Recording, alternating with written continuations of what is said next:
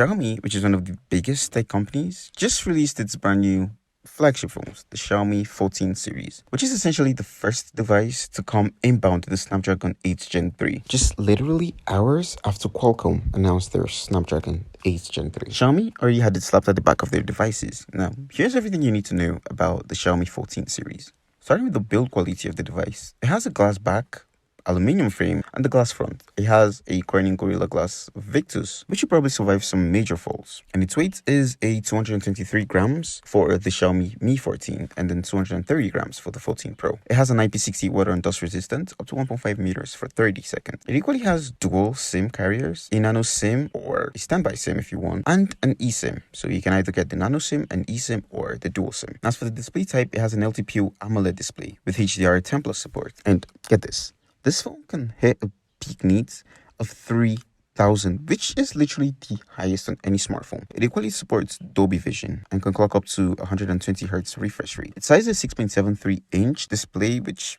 is actually good.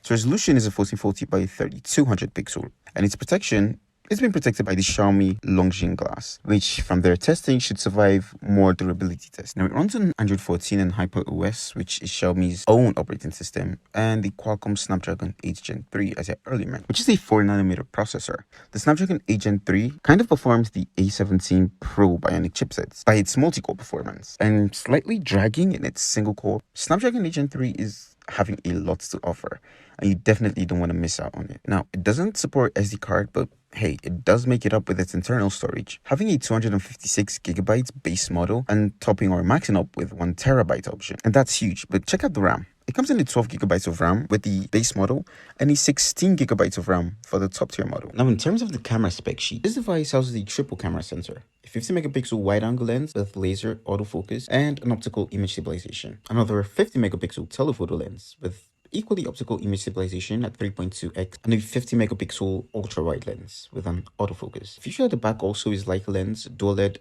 dual zoom flash, HDR, and panorama. Now, video recording on this device can be bumped up to 8K at 24 frames per second.